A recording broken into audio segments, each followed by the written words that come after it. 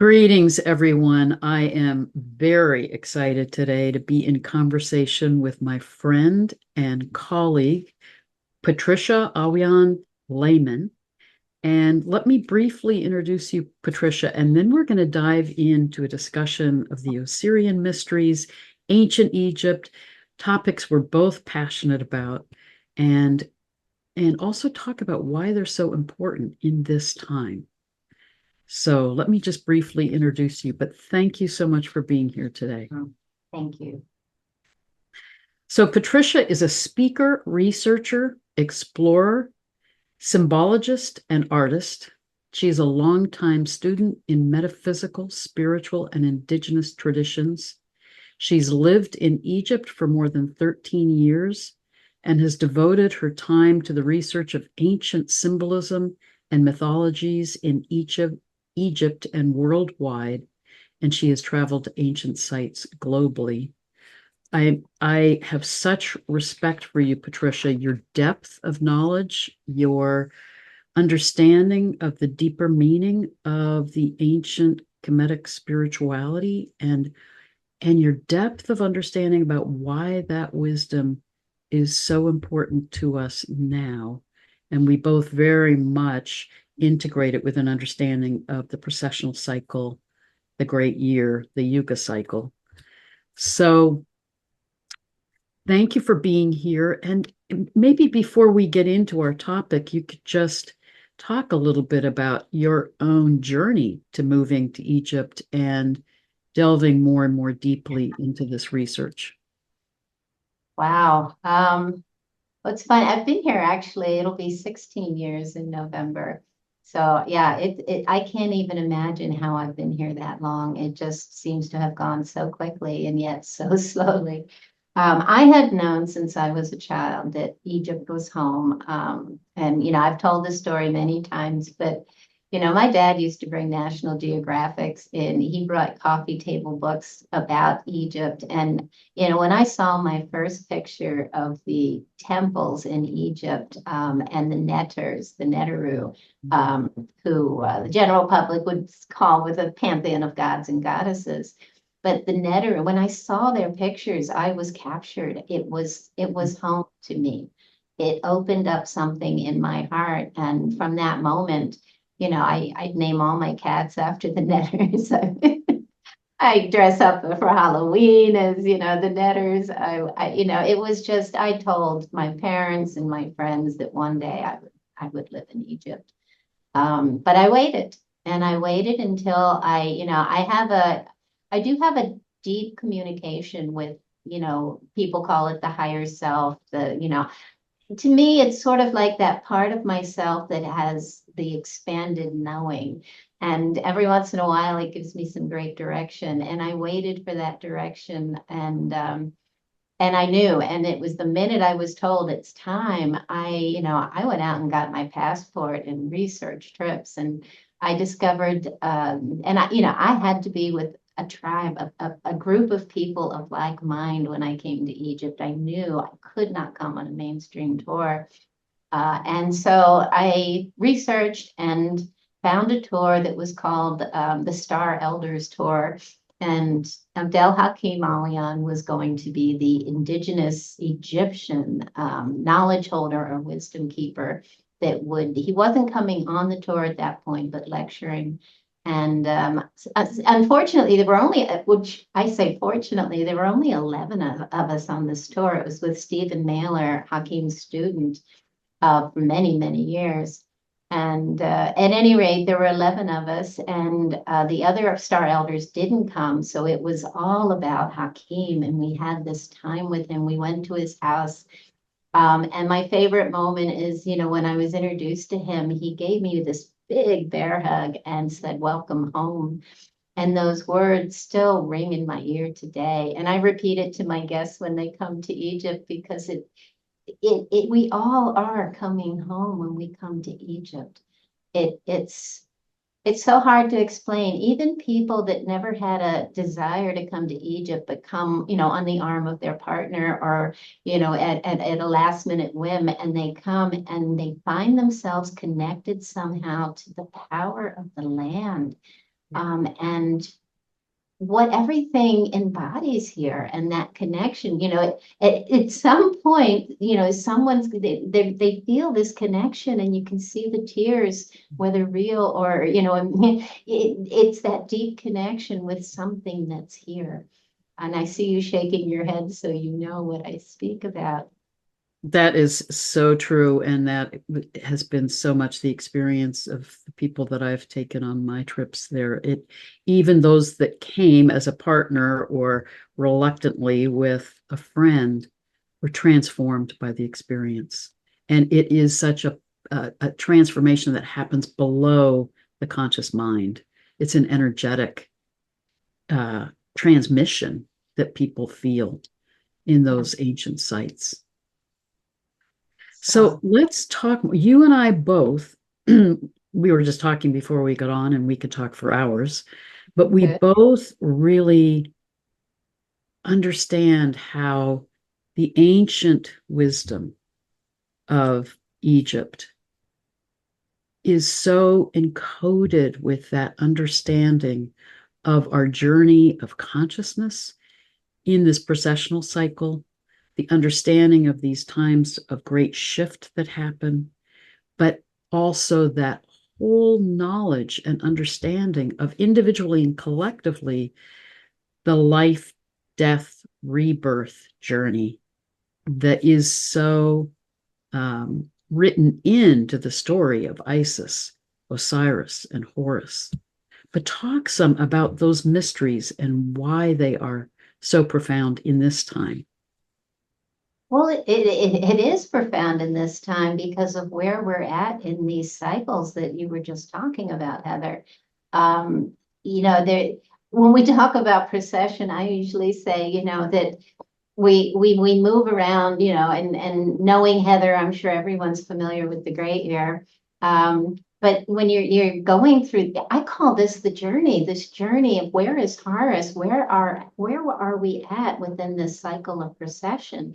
There are stories and legends that when, a king died in Egypt, they became one with the pole star. And it's funny because they were always looking north to where that pole star was. And the reason is it's telling us what time we are on this journey of consciousness. I call it a journey of perception. They depicted the Netters on boats, barks, on the ceilings and on the walls. And it's because we're traveling, these waters of perception. It's in India, they call it Maya, right? The illusion of that we're living, that, we fall into form, but that this three-dimensional perception is really just watery waveform. And our science is proving this today. It's, that watery waveform is the life force. That's the divine feminine. That's Isis. That's the Sophia. That's the wisdom life force that's within us. And so this perception of form that's our journey. We fall as this bright light, liquid light falling into form, and suddenly we're encased in flesh. That's the mummification of Osiris, right? He originally wasn't mummified and wrapped in linens when you saw him depicted. He's wrapped in his own wings. But Ta, the land, he was a Neteru he had a blue cap on his head. That blue cap is the primordial waters of the heavens. And he is the process of becoming form. He falls into form and he's wrapped in his own wings. And those wings, that's the divine feminine. That's the electromagnetic field that surrounds us, that we're born into. And so this journey of perception in three-dimensional perception is the journey that Osiris takes off on. We see this beautiful depiction on the ceiling at the temple of Hathor and Dendera, where you see Osiris taking that first step, right? And he looks behind him, he's waving goodbye. And what you see is, an image of Horus. That's his ascended self, right? This is the higher self, and he's wearing the double crown to show the unification of the two hemispheres of the brain, this moment of complete gnosis. And it's in the shape of a hawk, which is a ba, it's spirit. It's in a way, it's a spirit. And behind that, you see a wonderful image of, they say, Sopdet, Sirius, Isis was Sirius. So you see, this is the Holy Spirit, Father, Son, and Holy Spirit. Where did these concepts come from? It all comes from Egypt. But you see him waving goodbye to the divine feminine and this beautiful moment of gnosis, and he takes that first step into form. He's going to take what Joseph Campbell called the hero's journey. And it's going down into the depths in order to rise again into the Great Awakening. And this is the journey that all humanity is on. We are all on that journey, and we are at the precipice of great change on this planet. And we have a choice. And what I find fascinating is that everything in Egypt, the structure, the symbolism, and the mythology all embody different aspects of this journey and how that all works, including that moment of resurrection. And that resurrection is what we today call the Great Awakening. So yeah, there's a great depth and so many ways we can discuss how this really shows itself everywhere in Egypt. Abydos, the temple of Seti I, speaks to this at every level. It shows you this journey on the temple walls in the most beautiful artwork. And behind this temple of Seti I is the Osirian. And it's ancient, could be tens of thousands of years old, much, much lower than the Seti I temple, and built with megalithic columns in pi format. And pi is an interdimensional number. These are interdimensional gateways that you have within this structure. And this place was known to be the place of resurrection. They did ritual here. And inside this temple is the story of this Great Awakening.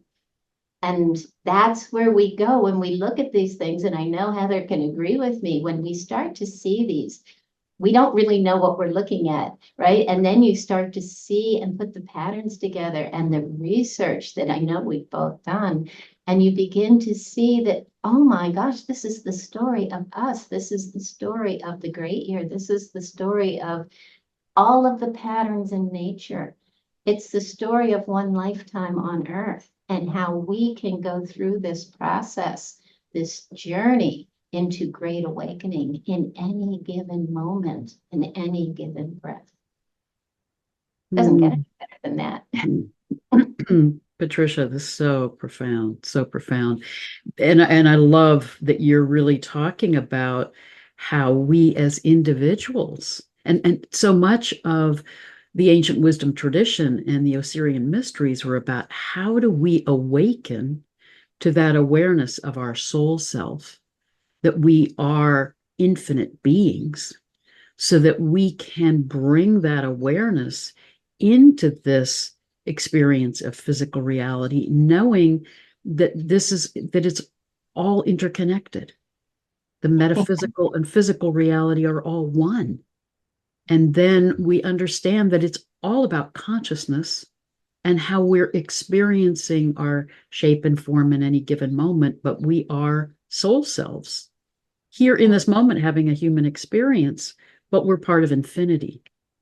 But then they also encoded that journey that we know of in the processional cycle, the yuga cycle, of ascending consciousness and then descending consciousness. And I so feel, and I know you do too, that so many of those ancient temples were encoding in the symbolism, in the mythology, in the energetics of the temples, that awareness that this time is a critical time of change. It's a critical time that happens particularly every 12,000 years in the processional cycle. And they knew we would forget. that we would be in this time, the Kali Yuga, the time of forgetting, the time of our lower level of consciousness.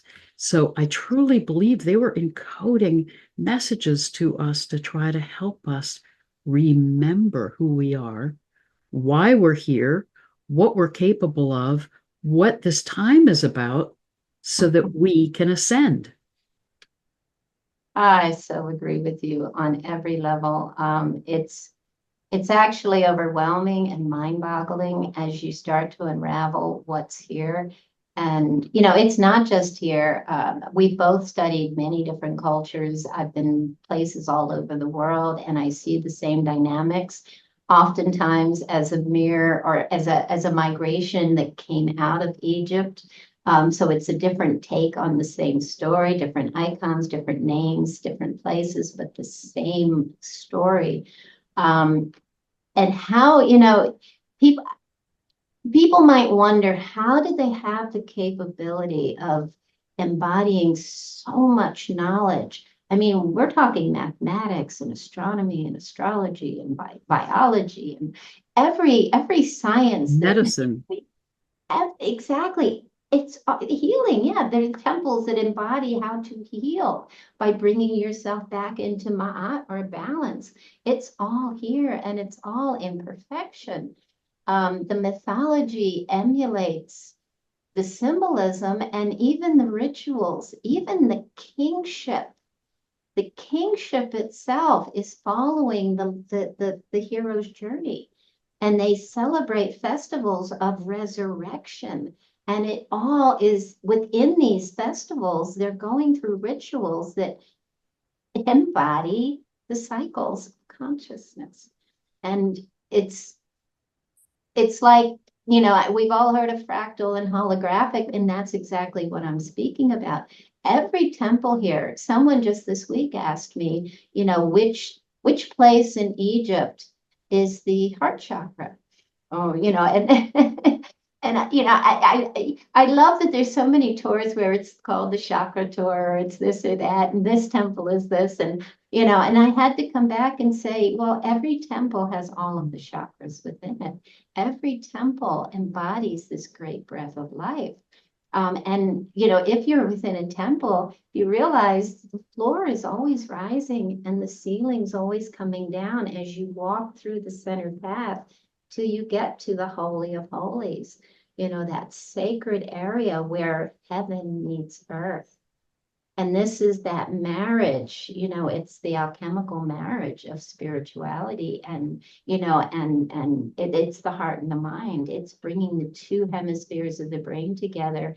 And this is why it was so special. That area is built over a place on earth where you have running water, and you have two flows of running water that cross each other. And that crossing point is the vortex. So you're harnessing the currency, right? Again, the Sophia, the Isis, the life force of the land within the structure of the temple to create an experience. Hakim would have called the temples, he did call the temples Purbas, the places of spirit, the places for altering consciousness. Why do we have an altar in the Holy of Holies? It's for altering consciousness, but so much more. I mean, I could speak for hours about this.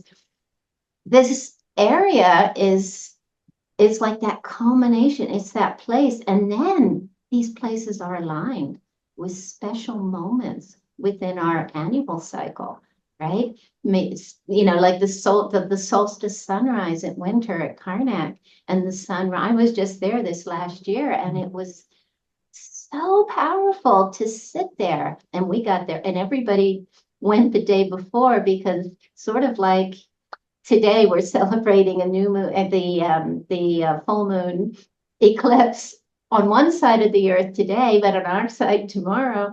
But it's that same thing happened. We got there on the real solar solstice, and there was no one there. So we were right at front, small group of people.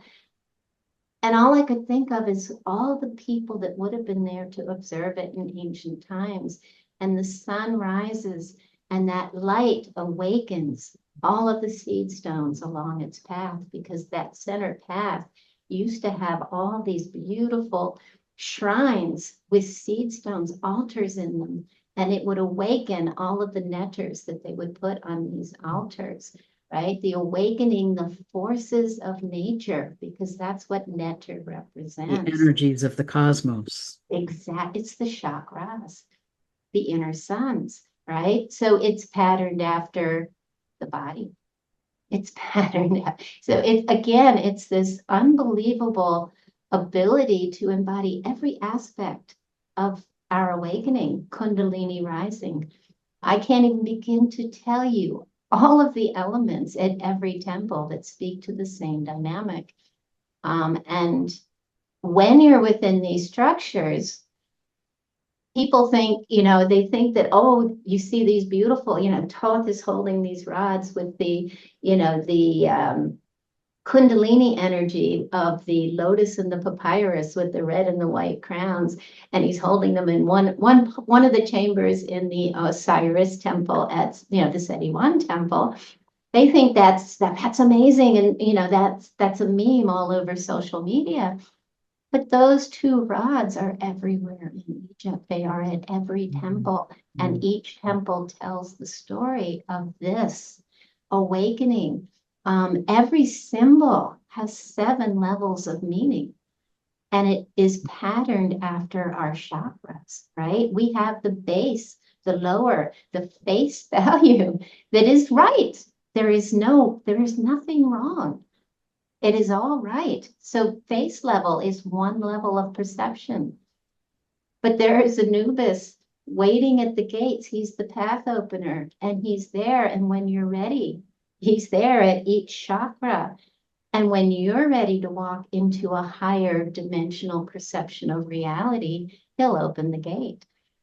And it's an energy that, if you understand the whole process, this is happening even while you're within these structures, while you're connecting to the symbolism, whether you understand it or not. And like you said, that's part of what's so profound. It's encoded in the structures and in the energies so that you're being transformed, even if you don't understand the meaning of all of the symbology. And I felt that in the Osirian temple, truly one of the most ancient sites there, where you feel as if you're going through a birth canal into the womb and being, well, from the womb in through the birth canal into being birthed. And then the site is in alignment with the stars of Cygnus flying to the galactic center. So it's so carrying you through in a ceremonial way this whole process of being birthed into this reality, but also the birth of awakening into that awareness that we're a part of the infinite reality. And how do we hold that awareness so that we're living from that level of consciousness? And that is what we need to awaken to in this time. I think, yes, you're absolutely right. That's the key. And again, that information is all embedded. If you begin to look at all the mythology and the symbolism, which we can't get into in 1 hour, however, when you ask a question like that, I have this image of Sekhmet, and she is the fierce rays. She's the Kali. She's the fierce rays of the sun. And I have this image of her literally tearing open her chest to show her heart, because this is the key. This is what we are told here is, when we're in this perception, when, Osiris falls fully into form in the age of Taurus. We could talk about that for a while, but fully into the flesh, he becomes, he's held in these wings, his own wings, he's the caterpillar. And then eventually he becomes, it's the mummy wrappings. We are wrapped in the linens, the mummy linens. But, as this happens, we move into left brain consciousness. And this is, I call this separation consciousness, which goes fully in line with the part of the story where his jealous brother Set splits him into 14. The original story is 42 pieces. 14 having to do with the phases of the moon, but 42, there are 42 nomes or districts in Egypt. And these 42 pieces, each showing us this is the land. There were 42 original tribes. This is the people. This is us. We've moved into separation consciousness. We identify with our body as ourself, and therefore we can be manipulated through agendas that create fear. In other words, what I'm saying is we can be told that group or that tribe or that body of people, that community wants to kill us, and we'll draw up the sword and fight as warriors. This is where we get the phrase warrior archetype. This is what separation consciousness is all about. At this moment, it's the beginning of the suppression of the divine feminine. This is what I call the hidden heart, the hidden Sophia, the hidden Isis. We now hide that part of ourselves. Even as children, especially little boys are taught never to show their vulnerability, but we are women as well. And when I talk matriarchy or patriarchy, I'm not talking men and women. I'm talking me. I am part man and part woman. I have the masculine and the divine feminine within me. We all do. Hakeem used to look at us and say, there's only 2% difference between you and me, man and woman. And, this is the truth. This is happening to all the divine feminine, and what it embraces is the life force. It's the healing arts. It's the knowing of the herbology. It's the communication with the plants, knowing what plant can cure me, what plant will make me feel great, what will make me fall asleep. It's the knowledge of the stars, astrology. This divine feminine energy. This is Seshet in Egypt. For those of you who know who she is, she's the divine architect who understands this energy that is the matrix of our time-space continuum. That's the net we fell into, right? And they show this net all over Egypt. And there's hostages, especially if you go to Edfu, you see the hostages are held within the net because we're held hostage by the belief that we are our bodies. Yes.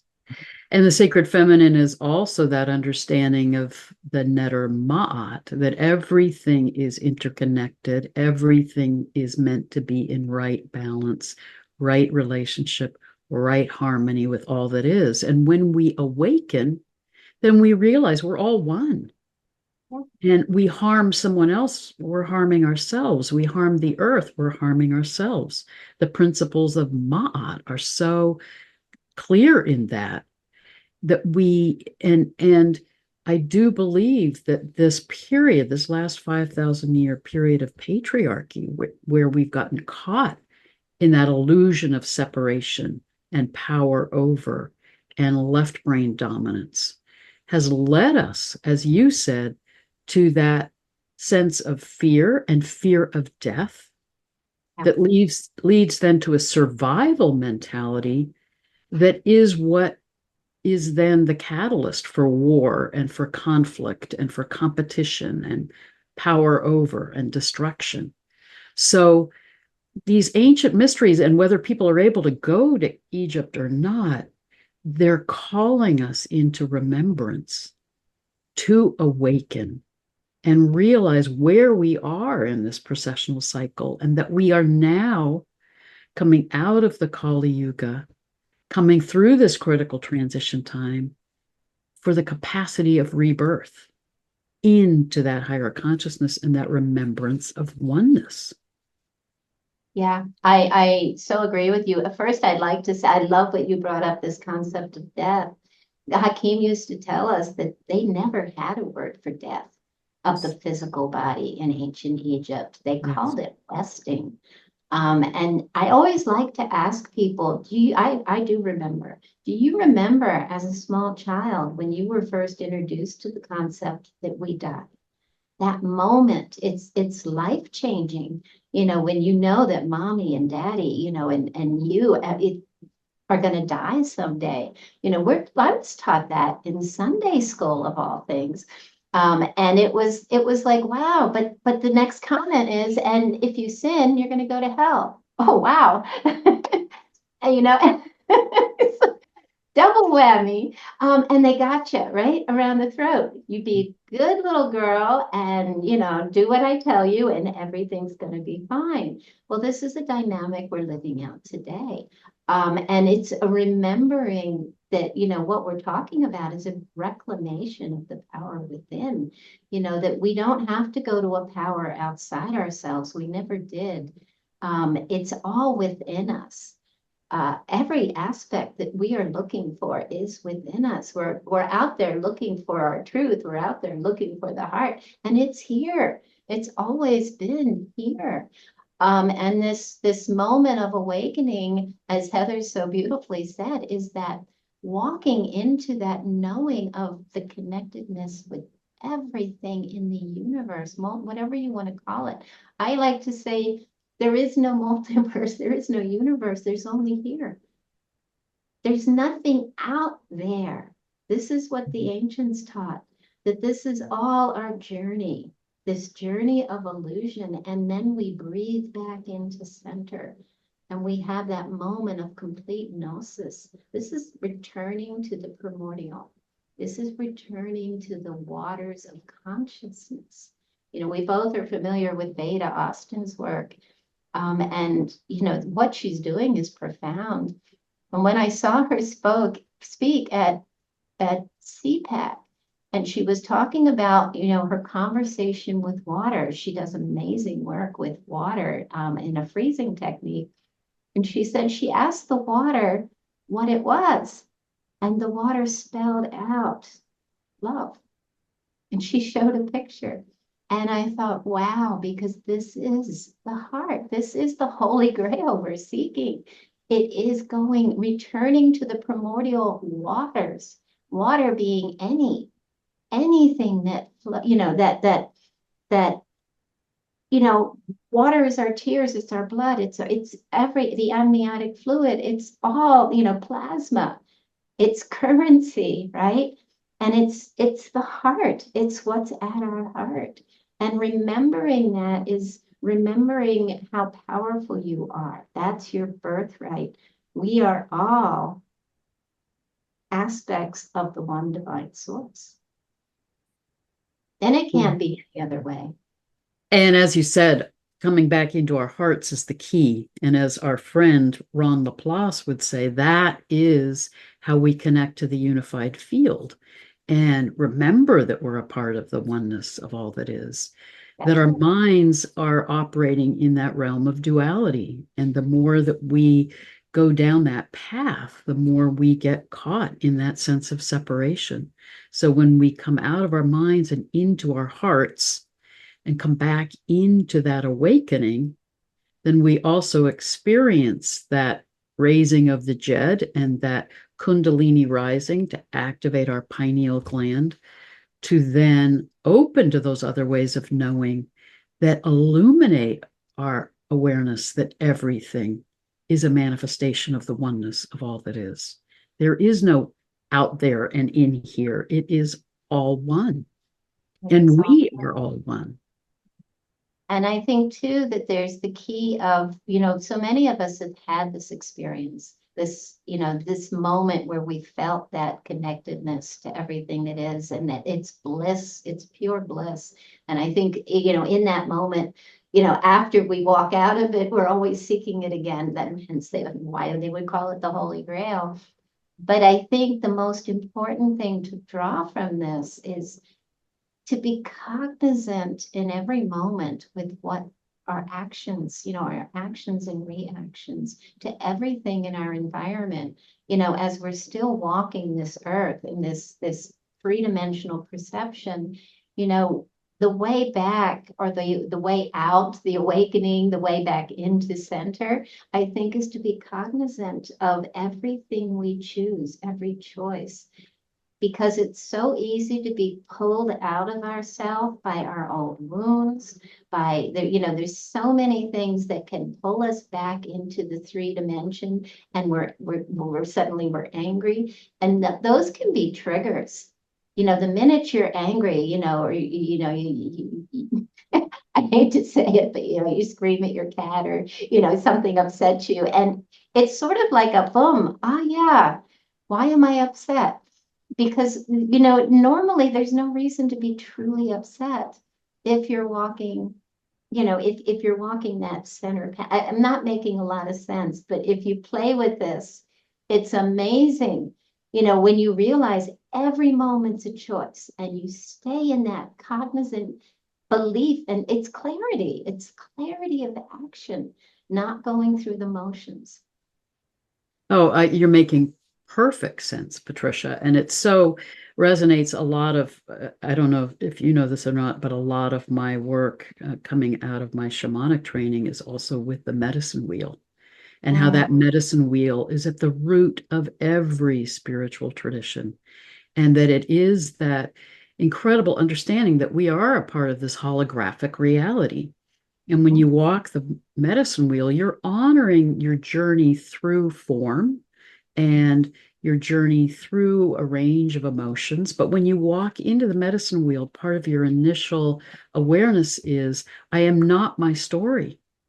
I am not this experience or this incarnation. You're ultimately on a journey on the medicine wheel to come to center.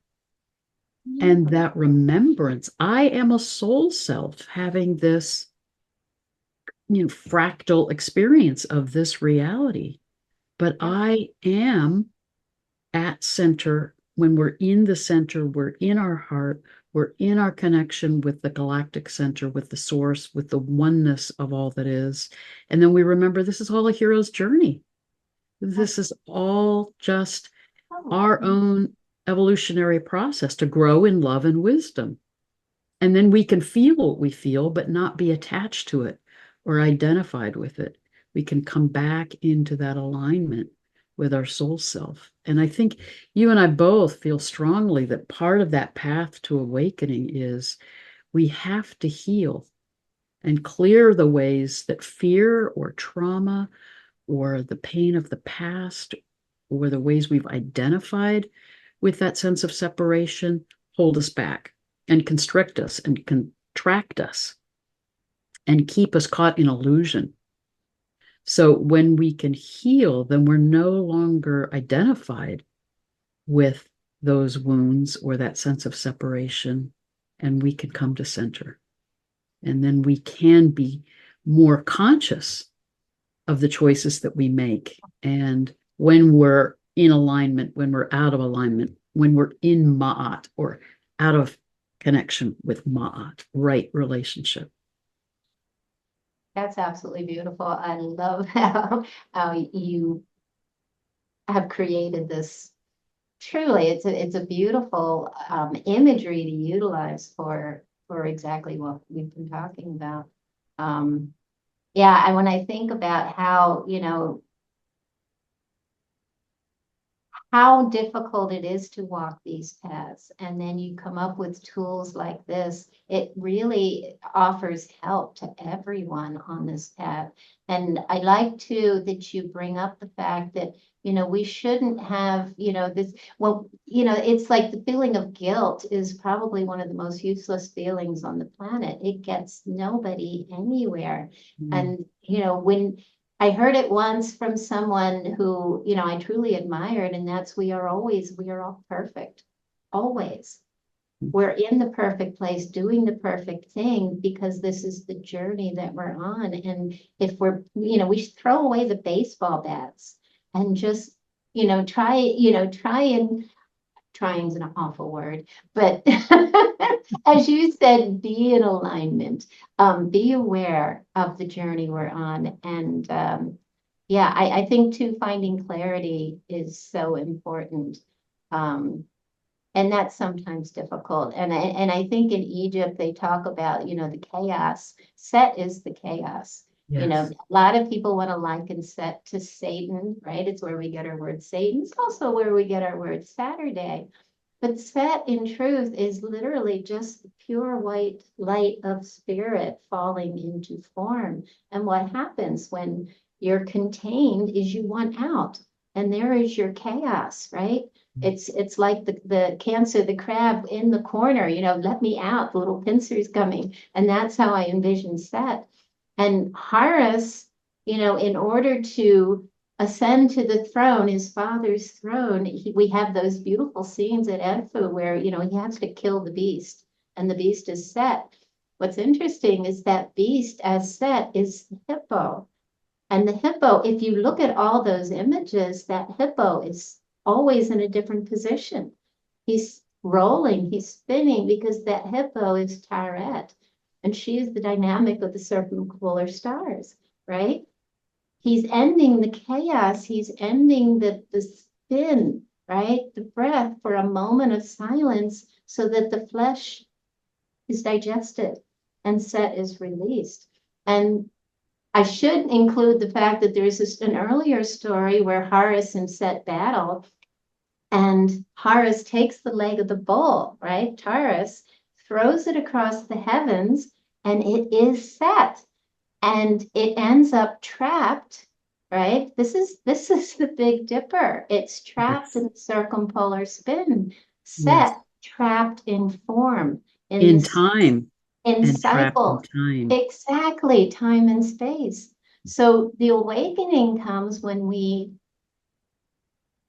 spirit is released. So when he kills the beast, he's not really killing the beast. He's creating, he's stopping the chaos, which in Egypt they called Isfet, to bring back Ma'at, right? The balance, harmonic resonance.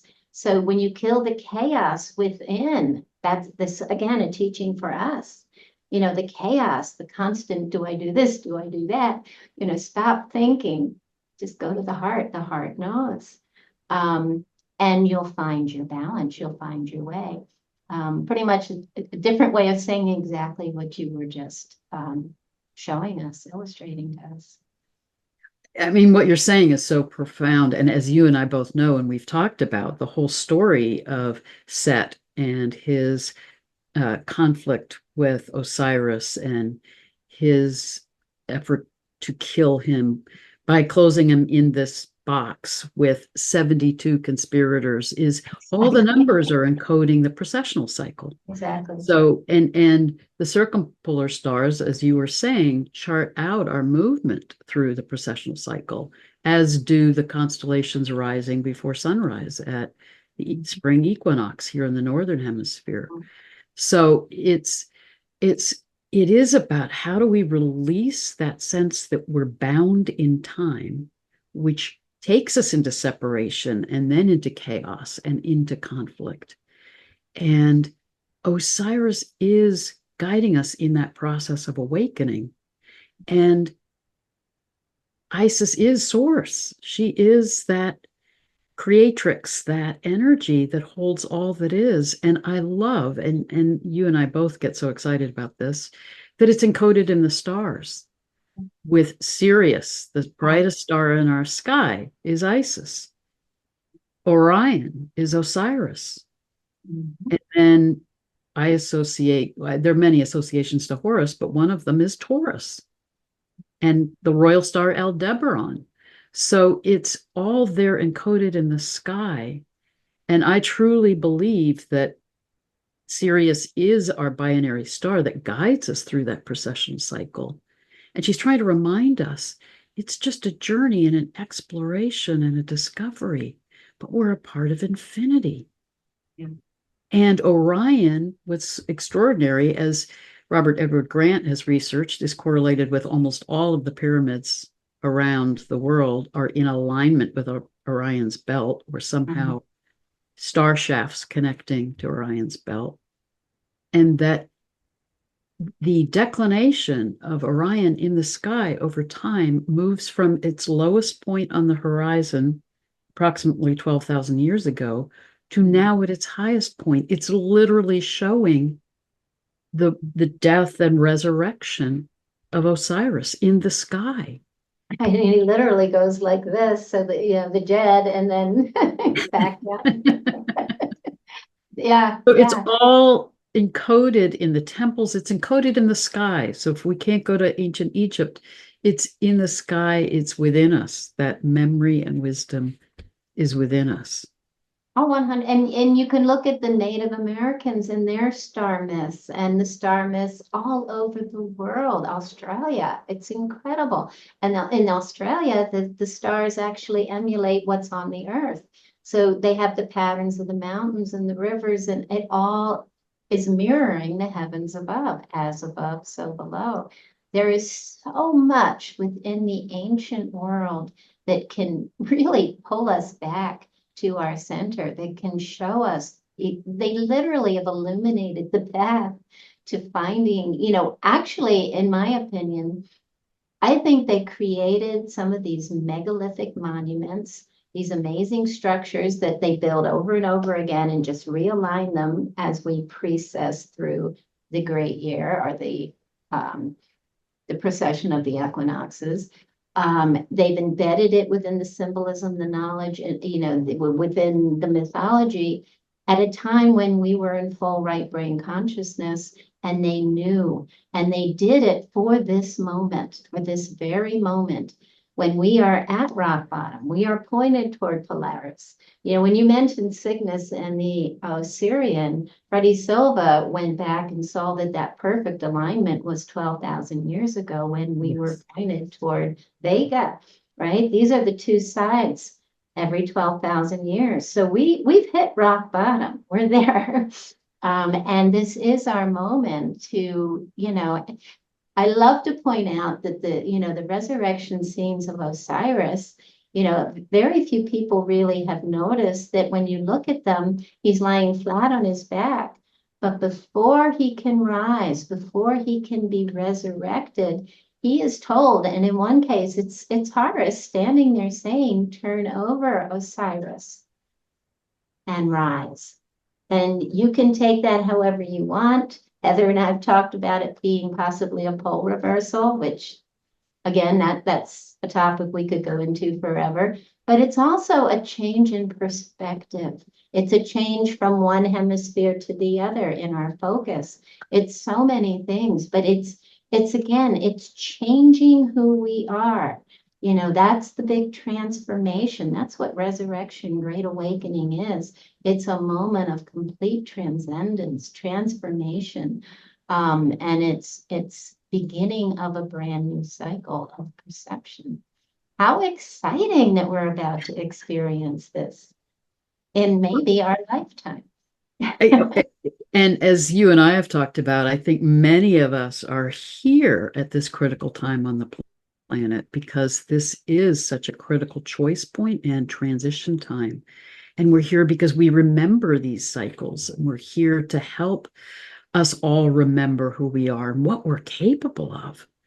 That, to me, it is so exciting when we can remember and awaken and realize we're on the cusp of moving into a radical shift in our sense of ourselves, a radical shift in our consciousness to move into co-creating a new world together.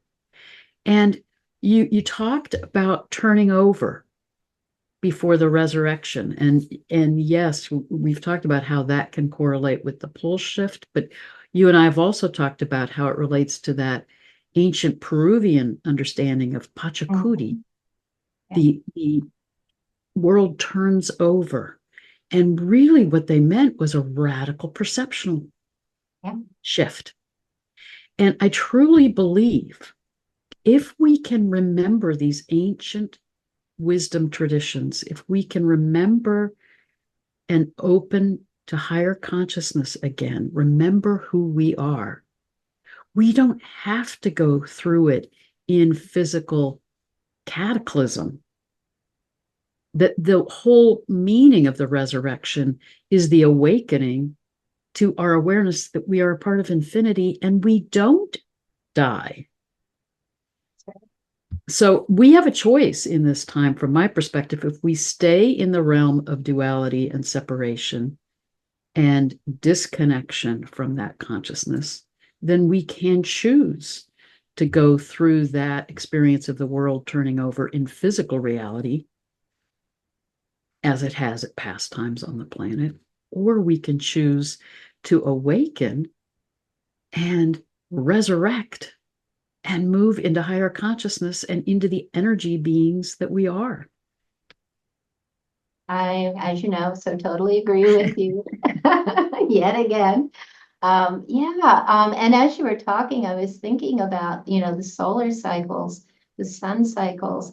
And what I like to tell people, we talked about that, the hero's journey, which is also emulates the tarot deck with Osiris being the fool as he takes that first step in the major arcana. And I find it fascinating that there's 22 major arcana, 22 letters in the Hebrew alphabet, and we could talk about the language of light. But what I'm getting at, there's 22, it's about the solar cycles. The sun literally reverses its magnetics about every 11 years for a full cycle of 22. And this is also the hero's journey. And what I really want to say is we are experiencing these major flares, but with a greatly weakened magnetic field. And as that magnetic field is weakening, and it's weakening exponentially now, especially the last 10 years, but almost people, have talked between 20 and 30% in the last 160 years. 30% is a lot, that's huge. So what I'm getting at is we're being hit by these solar, flares. I think in May, it was May 10th that week, we were, one right after the other, 8 X-class flares. We're still having flares, even, this week. I feel this energy. Yeah, it's intense. And we also have to think about our health and how the solar radiation is affecting us. There are things to do, to eat well, to nurture ourselves. But what I'm also noticing is that change in perspective is happening. I feel my intuition is heightening. My connectedness is heightening. My dream, my visions, my everything is suddenly, it's been woven through my entire life, but now it seems to be getting greater and greater. And I think if we allow ourselves to tap into that, it's going to also help guide us. I do think this solar energy, and they worship the sun in cultures worldwide in ancient times. And when I say worshiped, I more mean they totally understood how integral the sun is to all of our cycles, whether again, that's one lifetime, a year, a great year, and even a day, our day and night, the duality of day and night, it's all patterned after our cycles with the sun. This is huge in my opinion. To be aware, to seek out and understand, what does that mean for me? What can I do to improve my health? What can I do to stay calm? Because sometimes I feel like the intensity of these moments when we're whacked with these, super strong X flares, and I remind myself to find that place, find my center, and to again nurture myself during these moments, and then take advantage of the awakening that's happening for all of us. So profound, Patricia. Yes. And I think it's beautiful that we're recording this on the day of this amazing full supermoon partial lunar eclipse that's very Neptunian and is, I think, supporting us in dissolving that identification with this third dimensional reality, and is supporting us in opening to higher consciousness and our intuition and these other ways of knowing. And the sun is supporting us in that, and it is activating our pineal glands. And as you and I were talking about before we got on the recording, we're also going through that galactic sheet such that we're getting bombarded by energies from the galactic center, our source. And ancient cultures so honored that dark rift in the Milky Way, which is our connection to our galactic center, the womb of all that is. So I do believe that part of what can help us in this time, as you said, is honoring the energy of the sun, that it can feel destabilizing in this time, but it's actually helping us with this shift and helping us open to more illumination. And the galactic center is these cosmic energies are shifting our DNA, are expanding our consciousness. And I often feel, I don't know if you do, I often feel almost like that awareness that we're in a holographic reality is more and more evident. I feel like I'm in this, I loved Star Trek, this holodeck. And at any moment, the holodeck, the illusion of this physical reality will just disappear. And it's disorienting, but if we can trust, if we can align with the energy of the sun and the energies of the earth that are supporting us and the energies of the galactic center, our source, we can remember and trust in this transitional journey of transformation that we're in. Yeah. Well said. 100%. And I would like to add that we're also moving into Aquarius, and he is the water bearer, and he's dumping the water, spirit, life force, the Sophia out of the container.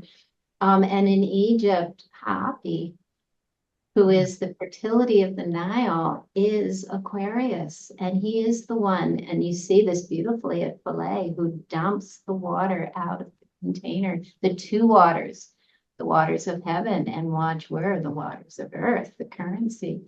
And he dumps it to initiate the flood.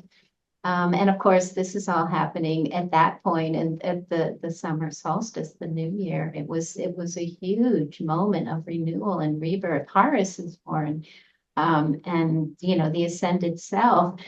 They didn't do this to create a story about gods and the goddesses that got married and had kids. They are giving this to us to tell us about this moment.